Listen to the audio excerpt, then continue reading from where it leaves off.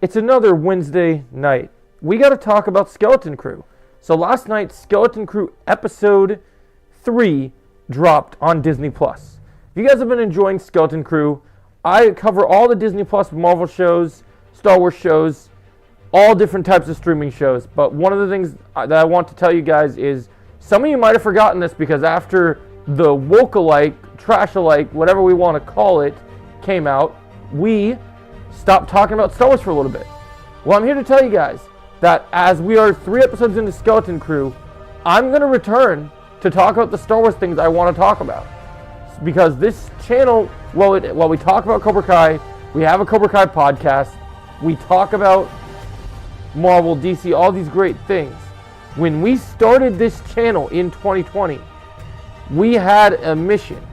Even though there are so many other channels out there that have a similar mission, some people are just a Star Wars channel. We are a channel of all forms of entertainment, but we're going to start focusing as Cobra Kai comes to an end. Star Wars will start to be a focus on this channel again. So if you guys have any ideas for any things you want me to do Star Wars videos on, any Star Wars fan theories, any character videos, let me know in the comments of this video. But right now we're here to talk about Skeleton Crew. Now, if you didn't watch my episode for the first two, if you didn't watch my review for the first 2 episodes, I'm really enjoying Skeleton Crew. To me, even though I still think that at Aden, the planet that the kids are on, even though at Aden feels like, even though it feels like we're in the suburbs and not in a galaxy far, far away, I still really love this show. John Watts, who did the Spider-Man movies in the MCU, has been doing a brilliant job. You really just feel, if you get the nostalgia of, these kids remind me what it was like to be a kid in Star Wars. And it's so cool. You really get the feeling that it's amazing. And this story continues. We start the story with seeing the security droids talking to the parents of the kids that have escaped at Aden. And, the parents aren't happy, and the security droid's like, oh, we'll talk to the supervisor, whatever. They're saying, oh, they go back past the barrier. Well, you guys are all in trouble now because that's against the rules. So nobody leaves the barrier. So this planet is hiding some secrets. Something is going on. They're hiding something, which is pretty interesting. I'm curious to see if we find out who the supervisor is. But the storytelling in the show, what I love about this show is there's no cameos. There doesn't need to be big fan service. It's back to just good old-fashioned storytelling. And honestly, even with the kids being the focus characters of this show, you feel like this feels back to that original era of Star Wars storytelling, not necessarily the prequel storytelling, but more akin to the original trilogy, where it's old school. This show is lighthearted fun with some splashes of dark moments, and it's basically a space pirate swashbuckling adventure. And I've waited for a show like this for a long time, and I hope after this we actually get a proper pirate show that's not focused on kids. Because space pirates in Star Wars has always been something I've been super interested in. But look, so we talked about the kids. The kid performances are great. People had a nitpick with that there was going to be a gay couple raising KB in this episode. But it was nothing. It didn't even matter. It was in one scene. If you guys really had a problem with that, I had much bigger of a problem in The Acolyte with them changing the dynamic of the Chosen One. That was just wrong. Where this was kind of nice. I didn't mind it. It flowed for the lighthearted. It was just enough to say, hey, look, Disney's still got their things they want to address, but hey, this is something that's kind of she's smart, and and here's her mom's. And they didn't shove it down our throat. They didn't force it on us. It was just kind of nice. And then we pick up this episode with Jude Law's character, the man of the hour, the star of the show, he's helping the kids escape, and he's still parading around, John Rod, Narwood, I believe is his name, or Captain Silvo, if you remember from the first episode, which they specify that this is the same character, and I theorized about that. This episode actually confirms it. They dive into him, helping them escape, and the kids are willing. Some of the kids are willing to go with it, especially Wim, because they think he's a Jedi, and he doesn't necessarily deny he is or isn't. He plays kind of very loose with the truth here, which is what most pirates do anyway. So what I want to say is, like, we're going to continue going through this episode, but the thing I want to talk about before we go into this episode, and later we're going to talk a lot about Jude Law, but I just want to say that, well, some people would say I feel the nostalgia of the kids in this show. In the first episode, I really liked the nostalgia of the kids, and I liked the pirate angle because I love space pirates. When we got to the second episode, we just kind of teased the whole Jude Law thing. So I was looking forward to this episode because we were going to get the conclusion to that cliffhanger. This episode, now before I continue my next thought, remember, this is still a channel that we're still trying to grow to 2K right now. So if you guys are a fan of Star Wars or any of the topics I've talked about in this video, please make sure you hit that red subscribe button. It really goes alongside to help the channel. And even if you're not like subscribed, or like even if you're not subscribed but you just like the video and you want to tell the algorithm to push it out, just force push that like button. It really goes a long way. It tells YouTube, hey, look, the algorithm's working. And if you guys want exclusive content, I offer a premium membership program where, at your request, we have membership live streams optional. We have specific video requests for you guys, and it only costs $5 per month. And you get a badge every time you show up in the chat. You get a special badge by your name. So I just had to tell you that those were kind of some things that are going on in the channel, so you guys know what's available. And I will tell you a little surprise, okay? I've been talking with a couple of my coworkers at work, and they gave me this idea as well. If we can get 10 people to join the membership program, that's our goal. If 10 people join this program of the 3 people we have now, if we can get to 10 by the end of this month, those 10 people, we will start deciding on, we'll get first dibs on our first version of potential merch that we are thinking of launching in the next couple of months, if we can get it done. I have some ideas. I'm going to talk with my fiance about it, but I have a really cool idea to get you guys hats.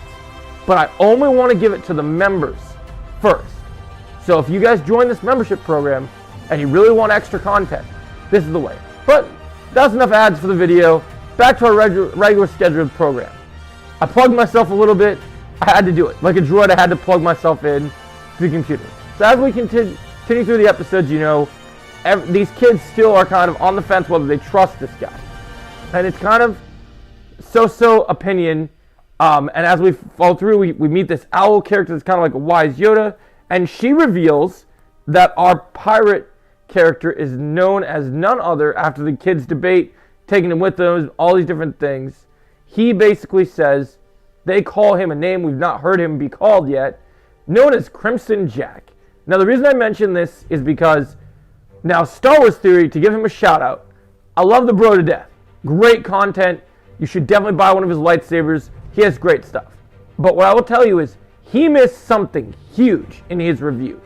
He did not cover in his breakdown that this name is a huge EU expanded universe reference. And we're not going to do that. We're going to dive right into it. Because in this episode, we did dive into Old Republic stuff.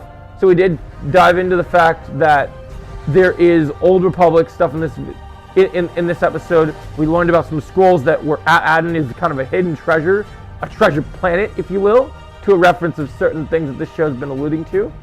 But here's where it gets interesting, guys. When the owl first comes across their old friend after a brutal... Oh, yeah, we got to talk about the big cameo, guys. If you guys have not watched this episode, because we're going full spoilers, turn the video off now and come back later. In 3, 2, 1. Alfred Molina plays a green alien named Bar Jar. We also saw... I know, it's kind of funny. It sounds like Jar Jar, right? And I might have butchered that name, but I think that's similar. We also got some Jawas in here in terms of Easter eggs.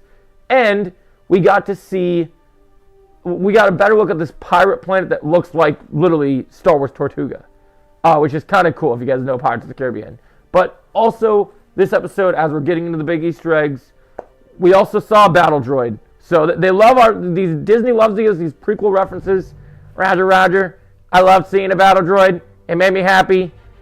like I'm sorry, I had to do it. But now, back to the biggest Easter egg of the episode, other than the Old Republic stuff, which talked about planets, and we know Darth Nihilus from Old Republic actually devours planets. So it's pretty cool. So now, our main things. Let's talk about Crimson Jack.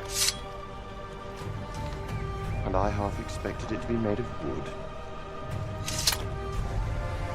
You are without doubt the worst pirate I've ever heard of. But you have heard of me. Now you guys might be wondering, the rest of this review is kind of going to turn into a little history lesson, real brief. Crimson Jack is from old expanded universe Star Wars, from all the way back to the 1970s, 1977 to be specific, his comic book series. And he appeared in issue 7 of the Marvel comic of 1977 for A New Hope issues. He is an eccentric character who has a rivalry with Han Solo, but respects him as well. Jack attempts to get his hands on Han Solo's reward for saving Princess Leia in A New Hope. Further, he kidnaps Han Solo and Leia to hand them over to the Rebel Alliance. However, the two foiled his plans with Han Solo stealing Jack's navigation data from his ship. This leads to an intense battle. Jack ends up getting shot by Han Solo. Crimson Jack is Crimson Jack. Is Crimson Jack Force sensitive is the question. Crimson Jack was never shown capable of using the Force in previous iterations. But is this a new take? Or does he have some magic device that makes it look like he's using the Force? Because, I feel like this could be like some Barney Stinson trickery where he's like just really good at magic and making it like, and magic is all about optical illusion and making it seem like he could do something. But also, here's the real question. Did we find out that Jude Law's character, because when they first told us Jude Law was on this show, they told us he was a Jedi. Then we found out this was a pirate show. Now we find out he's a pirate. Which I'm down with, because I love everything to do with pirates. But my big question for you guys, is the Crimson Jack Jude Law's final identity? Or as Yoda says, no, there is another. So, is this, do we say, final identity? He's Crimson Jack and they're doing a new take on him, even though he doesn't have a red beard like he's nicknamed from Han Solo? Or, misdirection! They're tricking us, playing with us, more is coming. But yeah, so this episode ends later, and we find out that basically the Old Republic seeks the New Republic on after Jack, and the children are forced to trust him. After an intense space battle ensues, we get a conversation between the pilot talking to the owl lady named Kim, and she basically says that to the pilot, why didn't you get them? And he said it's too risky with the kids, and so now they're going to be looking for Jack. And like I said, so if you want to know more about Crimson Jack, Crimson Jack is a red-bearded pirate operating in the Galactic Civil War era, and now he's here. So is this Crimson Jack? Is this Captain Silva? Is this Drummond? Are all these names fake and he's someone else? Will this be a big reveal, another EU character? Or is it Crimson Jack? Let me know. I think this is just a new iteration of Crimson Jack. Hopefully there's no more misdirects. But StarWars.com is kind of hinting at that this might be another ruse. And pirates love to have their ruse. So we'll have to see what swashbuckling adventures await us next week. But I liked this episode quite a bit. It's my favorite of the 3. I will give this episode an 8.7 out of 10. It's my favorite. This is becoming one of my new favorite shows right now. I'm very intrigued by it. Very solid episode. The child acting was decent, but I'm all here for Jude Law, baby. All about that Jude Law. So, if you enjoyed my Star Wars review, make sure you hit the like, share, and subscribe. And may the Force be with you. And we'll catch you in the next video.